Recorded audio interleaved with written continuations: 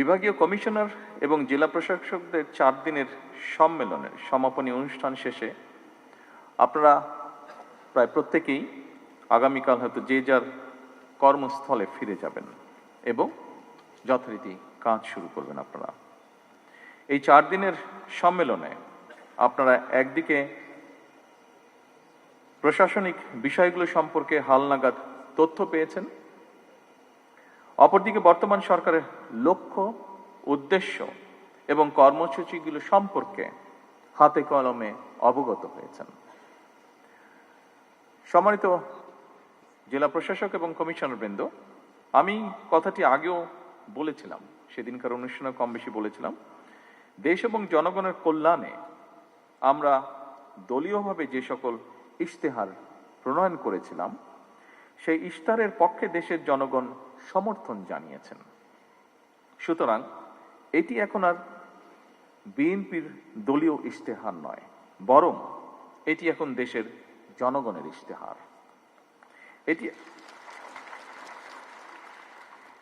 এটি এখন জনগণের জন্য সরকারের ইশতেহার। সুতরাং এখন ইশতেহার বাস্তবায়নের পালা। জনগণের কাছে দেওয়া আমাদের অঙ্গীকারগুলো এই মুহূর্তে আপনাদের সামনে আমি পুনরায় বিস্তারিতভাবে তুলে ধরতে চাই না, তবে শুধু এতটুকু বলবো, জনস্বার্থে নেওয়া সরকারের কাজগুলো বাস্তবায়নের প্রধান দায়িত্ব জনপ্রশাসনের উপরে বর্তায় এবং তাই সরকারের কর্মসূচি বাস্তবায়নের জন্য প্রশাসনের সাফল্য শেষ পর্যন্ত সরকারের সাফল্য হয়ে দাঁড়ায়। এ কারণেই আমি বলি, জনপ্রশাসনের কর্মকর্তাগণ, বিশেষ করে বিভাগীয় কমিশনার এবং জেলা প্রশাসকগণ হচ্ছেন মাঠ পর্যায়ে সরকারের প্রশাসনিক অ্যাম্বাসাডর। বর্তমান সরকারের উপর জনগণের প্রত্যাশা অনেক। বর্তমান গণতান্ত্রিক সরকার জনগণের সকল যৌক্তিক প্রত্যাশা সাধ্যমতন পূরণ করতে বদ্ধপরিকর। এটি জনগণের প্রতি আমাদের অঙ্গীকার। আমরা কথায় কথায় বলি জনগণ রাষ্ট্রের মালিক। জনগণ যদি সত্যিই রাষ্ট্রের মালিক হয়, তাহলে এই মালিক অর্থাৎ সেবা গ্রহীতা যারা, তারা যখন অফিস আদালতে তাদের সমস্যা নিয়ে যান, তারা যেন আপনাদের সেবায় কিছুটা হলেও রাষ্ট্রের মালিকানা অনুভব করতে পারেন, সেটি নিশ্চিত করা কিন্তু আপনাদের দায়িত্বের একটি অংশ বলে আমি মনে করি। একজন সাধারণ মানুষ যখন কোনো সরকারি অফিসে যান, তখন সে সংশ্লিষ্ট কর্মকর্তা কিংবা সংশ্লিষ্ট অফিস ব্যবস্থাপনার মধ্যেই পুরো সরকার ব্যবস্থাকে মূল্যায়ন করে বা তা করার চেষ্টা করে। ধরা যাক, একজন সাধারণ নাগরিক কিংবা একজন দিন মজুর, তিনি যখন জন্ম নিবন্ধন সনদ সংশোধন করার জন্য আপনাদের অফিসে যান, তিনি হয়তো জানেনই না কোন টেবিলে যেতে হবে, কোন কর্মকর্তাকে কিভাবে অ্যাপ্রোচ করতে হবে। এমন পরিস্থিতিতে সেবাগ্রহীতা যদি সংশ্লিষ্ট কর্মকর্তার আন্তরিক ব্যবহার পান, তাহলে এটি রাষ্ট্র এবং সরকারের প্রতি জনগণের আস্থা এবং বিশ্বাসকেই বৃদ্ধি করে। আর যদি হয়রানির শিকার হন, তাহলে তিনি শুধু একটি সেবা থেকে বঞ্চিত হন না, বরং একই সাথে রাষ্ট্র এবং সরকারের প্রতি তার শ্রদ্ধা এবং বিশ্বাস নষ্ট হয়। সুতরাং রাষ্ট্র এবং সরকারের সঙ্গে জনগণের আস্থা তৈরির ক্ষেত্রে আপনাদের কার্যক্রম মুখ্য ভূমিকা পালন করে এবং করতে পারে।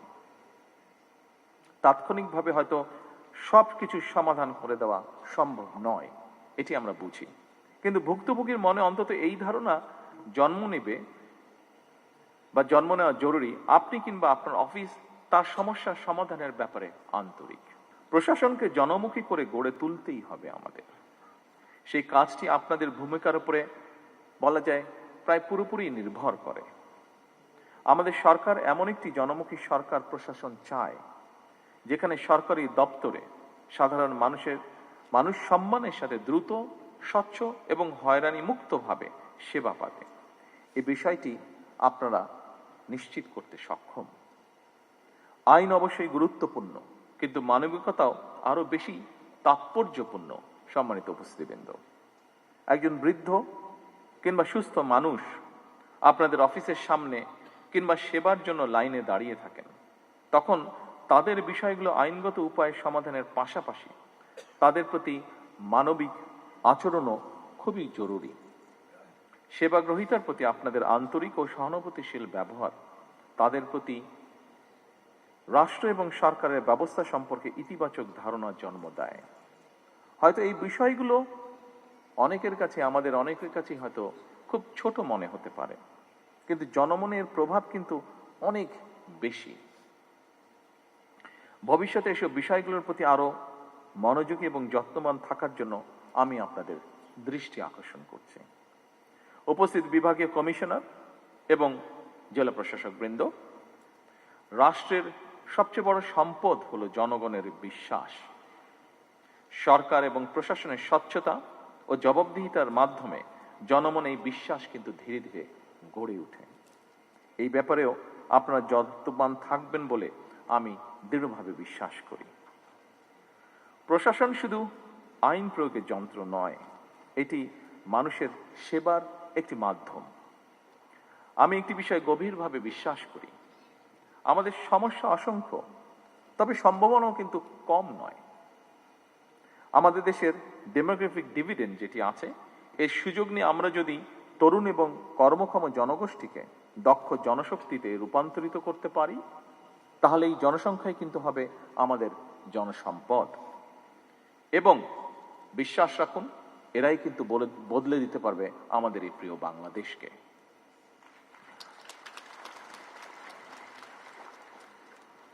আমি আপনাদের সম্মেলনের উদ্বোধনী অনুষ্ঠানে আপনাদের প্রতি নির্দেশনামূলক বক্তব্য দিয়েছিলাম।